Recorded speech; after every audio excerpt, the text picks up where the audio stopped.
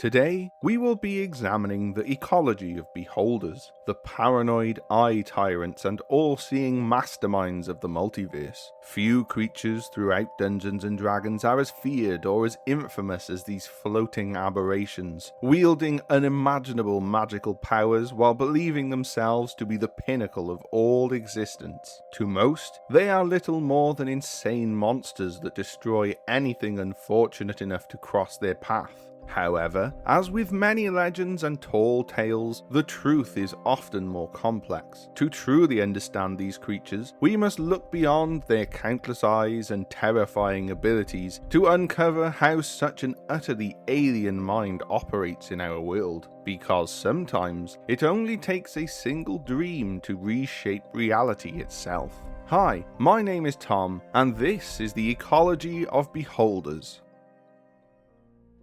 With a heavy heart and plenty of time for me to ponder, I have chosen to decipher the incomprehensible mind of the beholder for my next ecology project. My master, lamenting the ancient loss of Renasic of Sigil, has tasked me with brushing over his ancient works. The sage of the transcendent city has devoted his entire life to the pursuit of lore and acquisition of knowledge from the far realms, and honestly, it will be a nice, small deviation from recent draconic travels. Not to worry, I will get back to our scaly friends soon enough though. To begin, beholders are aberrations, creatures that do not exist or belong within the natural order of the material plane. By far, and quite literally, these are beings that have spread from the outer planes, dimensions so distant from our own understanding that perceiving one could turn you insane. Through their brilliant intellect and xenophobic determination, beholders have found plenty of ways to Palanar shift within the multiverse, infesting world after world with their horrid kind. In terms of appearance, beholders are rather iconic and easily identifiable. They are large floating spheroid creatures with a giant eye and a huge toothy maw. Upon their upper hemisphere, they have a collection of 10 eye stalks, with each able to project different magical effects. While to the average person, this might be a generic descriptor, to the beholders, this is by far the most important aspect of their lives, one that rules the very fabric of their behavior, psychology, and interactions with other species. You see, beholders aren't a single species. The term is being used as a general descriptor for a broader family. In technicality, it is no different than calling something a fish or an insect. By far, beholders have to be the most diverse group I have ever seen. Scholars and sages from across the multiverse spend lifetimes cataloguing Eberron's or Faerun's varieties alone. Due to their nature as being prone to mutation, trying to split beholders into species rather than ambiguous groups is a fool's errand. Anything from their skin type, colour, roughness, number of eyes, or more can be completely different. Some beholders are scaly and covered by natural metallic ridges. Others are coarse and leathery with eyes closer to those of dragons. There simply isn't a standard when it comes to their appearance besides their general rotund form. As a whole, beholders are the living embodiment of the term "it depends." While this form of mutation and change from generation to generation is fascinating and worthy of deeper study, beholders think otherwise. Within their alien minds, these aberrations thrive on the idea of being identical in nature. Every individual is born with a sense of superiority over every other living thing, including their own kind. To them, anything different from themselves is wrong, impure, and heretical, and as such, needs to be exterminated.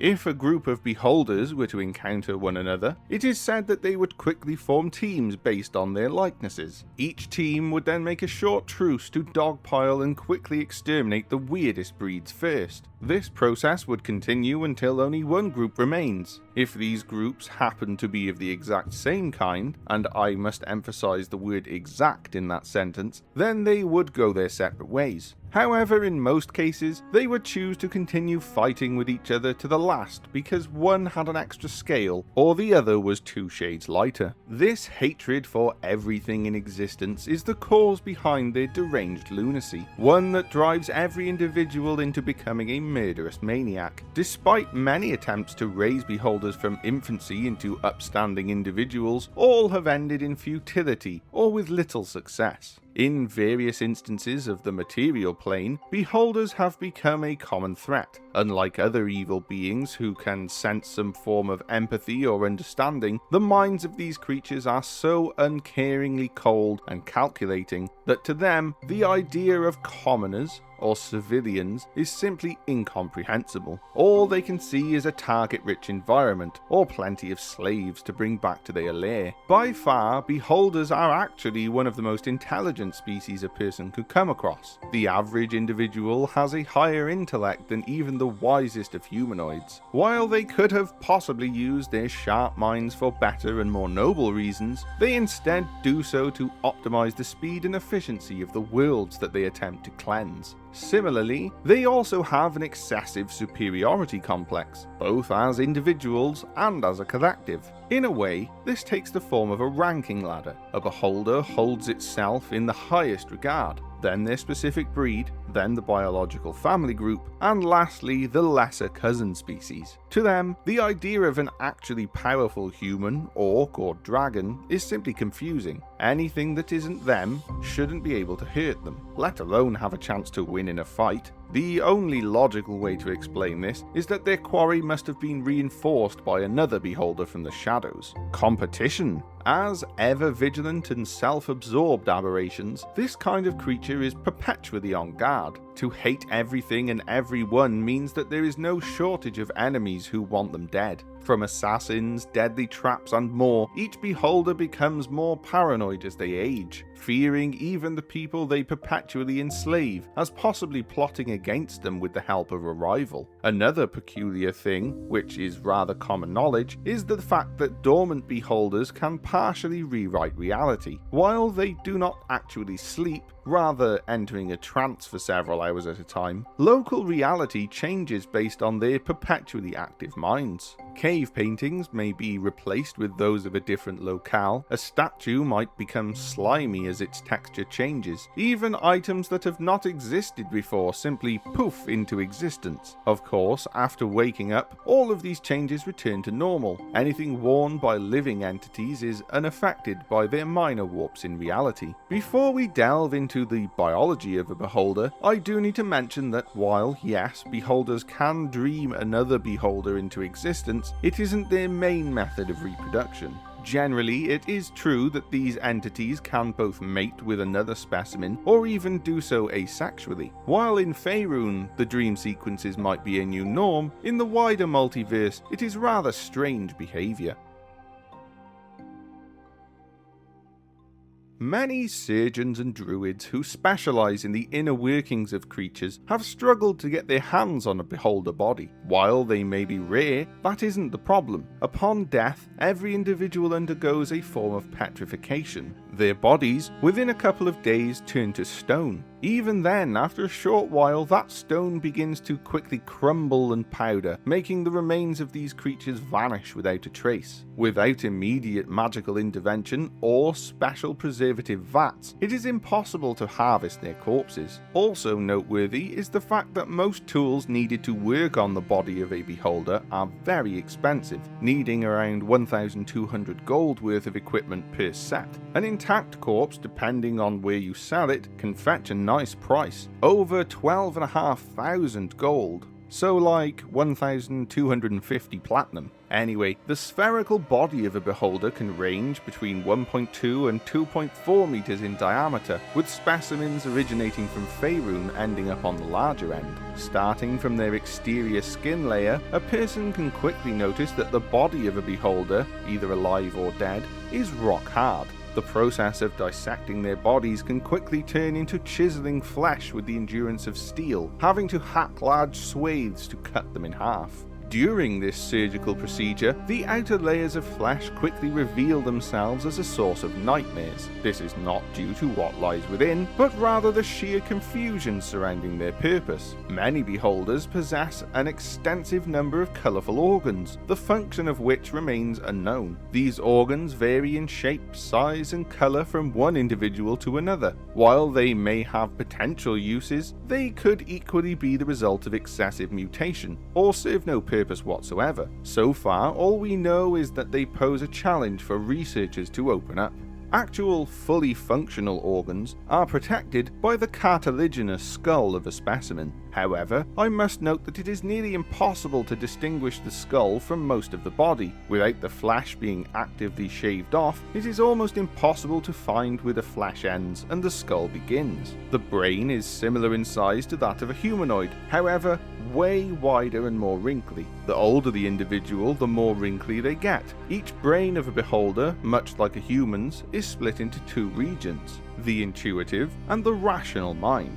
While the intuitive mind processes the world around them fully, the rational mind deletes everything that comes at odds with their perception of the world. In essence, most of their paranoia is a quick rehash of mind-breaking concepts. To them, something was either a hallucination or was rationalized as something else entirely. A singular lung that helps the pumping process of blood and the intake of oxygen via the mouth, or hundreds of tiny intake holes around their bodies. This lung is also known as the air sac. I would also like to note that having a nose is entirely optional. Some beholders are lucky enough not to be mouth breathers. When it comes to the circulation of blood, a bundle of diaphragm muscles is used to pump it across the body. Unlike most species, beholders do not have hearts. Most of their interior muscles have adapted to pick up the pace. When idle, most of their blood is stored within a massive pocket, known as the blood sac. The windpipe,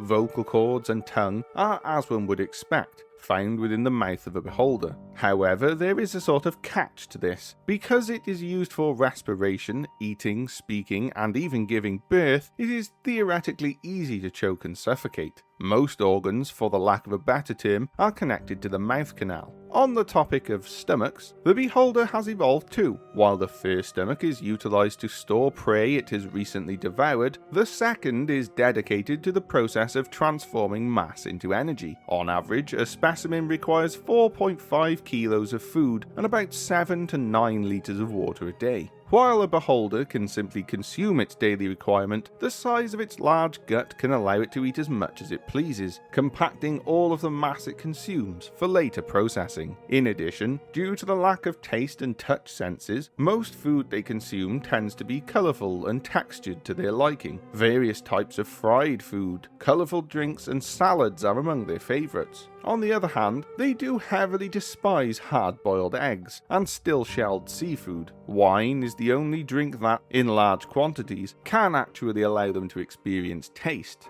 Lastly, we have the productive organ, which takes the rough shape of a womb. Beholders can reproduce via mating with another individual, or purely asexually. Either way, no matter the reproductive process, a beholder will spawn anything from 3 to 6 offspring every couple of years. This, however, only occurs after reaching maturity at age 30. Specimens that are stressed and find themselves under serious threat might even spawn twice a year. Both disgustingly and fascinatingly, the birthing process of a beholder revolves around them vomiting their young out of their gullets, like a cat vomiting up a dozen or so hairballs. I do need to state that this does heavily differ between beholder breeds. Some specimens have been noted to spew up to 12 at a time, however reproducing only once in their lifetime. Even more odd, producing their offspring before reaching 30. Moving to the most important aspect of a beholder, the eyes they possess are particularly weird. Upon closer dissection and analysis, the interior of these seeing organs reveals a sort of focal gemstone. Behind every eye, these precious stones help empower their vision, increasing the quality and light of their visual feed. While casting magic from their eyes, the minor movement of these stone irises helps with careful and accurate movements while aiming. In order, individual eye stalks have the following rays: charm, paralyzing, slowing, enervation, telekinetic, sleep, petrification, disintegration, and death. Within their vitreous humour, the liquid layer of an eyeball, beholders also have magical properties of absorption. By witnessing magic and having their eyes wide open to ambient energies, they quite literally recharge themselves, similar to batteries. Young specimens that cannot use their beam weapons yet must thrive within magic-rich environments, taking anywhere between 2 to 3 months to be able to fire their first ever beams. As for their massive central eye, each individual has a 36-meter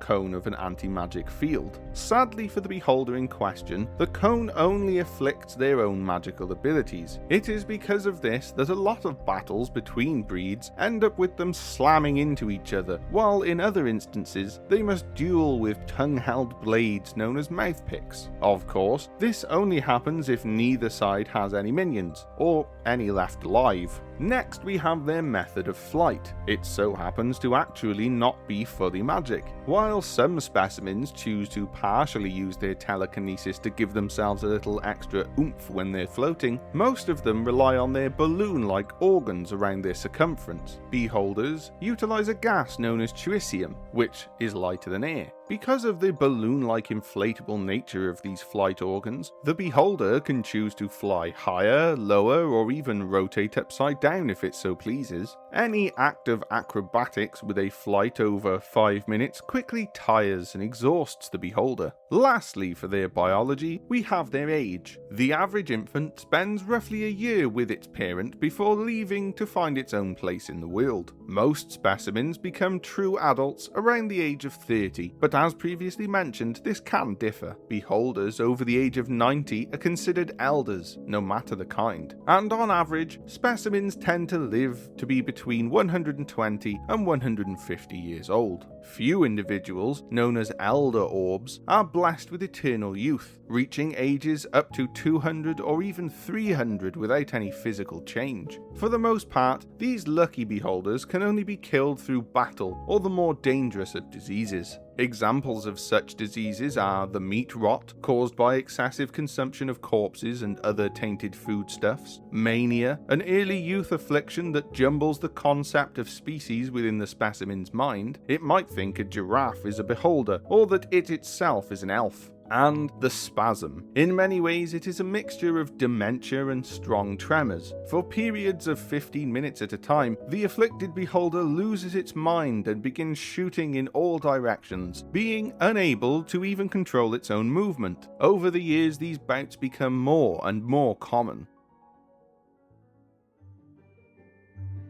Beholders are often perceived as isolationist creatures, particularly on the material plane, which is the most common representation of their kind. However, in places such as the elemental planes and other distant dimensions, there are beholder hives and cities. Some of these cities can accommodate over 15,000 beholders of various breeds and related species. Yet, this topic is complex enough to warrant its own study, so we will get to that another day. The key takeaway from this observation is that solitary beholders are typically isolationists by choice, acting as scouts for expanding breeds across different planes, or they may have just been exiled. Solitary specimens of the material plane choose the most isolated spaces, where rock is abundant. While they might enjoy reutilizing abandoned dungeons and ruins as a start for their lair building, many would rather start from scratch. After all, why should they use an inferior construction design? Using their vast repositories of knowledge, and of course their eye stalks that can shoot disintegration beams, a beholder will design their lair with castle doctrine in mind. Each room has only a handful of entrances, each small enough to barely fit the beholder itself. Most rooms are also connected by tunnels that are either vertical or at an angle. Without proper climbing equipment or knowledge of the hidden tunnels used by minions for ease of access, an adventuring party will surely perish before they even make it to the first room. Despite their alien minds, the layers of these aberrations are similar to those of dragons in structure. Each has a main gallery where petrified victims and other trinkets they own are displayed. Beholders love spending most of their day admiring their trophy racks. In addition, they also have a study room, where most of their books and knowledge are neatly archived to the creature's satisfaction. Of course, they also have dedicated spaces, such as kitchens, food storage rooms, and allocated minion living quarters. In order to defend their prized home and possessions, a beholder spends most of its time investing in numerous defenses, from magically activated traps to the more benign, such as pits, boulders, and tripwires. Some magical traps are even activated by their anti-magic field cone, resulting in them springing into action as soon as their enemies are depowered and cannot escape. Some go out of their way to construct hidden surveillance spaces behind walls, acting as hiding spots as they monitor their lairs. Beholders overall struggle with their anxiety-inducing paranoia. Because of this, the thought of having minions is quite hard to swallow. Many who desire praise from perceived lesser beings do so by perpetually charming their underlings. Every individual who resorts to ruling by magic over their minions tends to spend days on end reapplying the spells. This rather tedious task has begun to fall out of fashion with newer generations. In Volo's own biological and ecological guide for creatures, he notes the appearance of more understanding and empathetic specimens, those who can stomach and even choose to differentiate between lesser beings are called tyrants. As one could gather from their name, they rule with an iron eye, I guess. Anyway, these tyrants love the idea of conquest and masses of adoring servants more than the eradication of everything that isn't them. As such, their day-to-day life is primarily focused on herding their minions into various categories and rewarding them for hard work or punishing them for doing poorly. These tyrants might go as far as to gift items to their minions to make them more efficient at their particular task, be they assassins, diplomats, guards, or simply labourers. From magical items to better food, it entirely depends on the incentive and the track record. While they might not be afraid of their underlings, they still understand the concept of unionizing for better working conditions, which can come in the form of being stabbed 50 times for daring to be a bad boss. A little piece of trivia for you, which I find very interesting myself, is that beholders do actually have pets. Due to categorizing life into several criteria, from the most dangerous and threatening to the least and most useful as meals, there are plenty of creatures worthy of their time and maintenance. Technically speaking, one could even have a cat if it chose to. However, no matter how nice a beholder might be, even one that is considered an tyrant, they are still inherently evil creatures. One wrong move, or a bout of paranoia is enough for it to turn hypercritical of its favourite or most successful minions. Sometimes, to them, everything is a wrong answer and proof of usurpation. When not bothered by intrusive thoughts, a beholder spends most of its lifetime in contemplation. Whole days, weeks, or even years are spent planning more and more elaborate schemes. While most might aggressively barter or kill for information, or others might seek more territory, a few quote-unquote sane beholders might have other obsessions. A good example of this is Xanathar, who runs several criminal organizations within the streets of Waterdeep.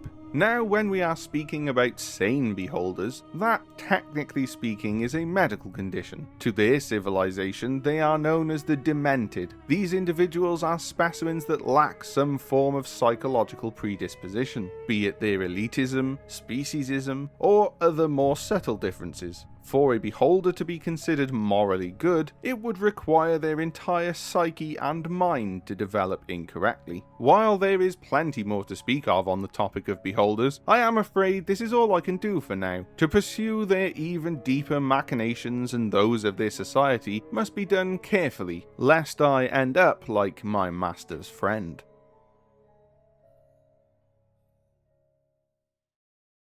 Hi, my name is Tom, and I'm the narrator for the channel. First of all, I'd like to say a huge thank you to Alex, our editor, and Axe, our researcher and scriptwriter, without whom the video you just enjoyed would not be possible. This channel is made by humans for humans, which means that we read all the books ourselves, we write and research the scripts ourselves, and we record everything ourselves. There is no AI used at any point during our process, and that's the way we'd like it to stay. If you'd like to help us create more content, please consider liking and subscribing. It really does help out, and the support that you guys have shown to us already has been absolutely insane. So we'd love to continue making videos for you, diving into all sorts of stuff within D&D ecology, and maybe even a few other RPG topics. Anyway, thank you very much for watching, and we'll see you in the next one.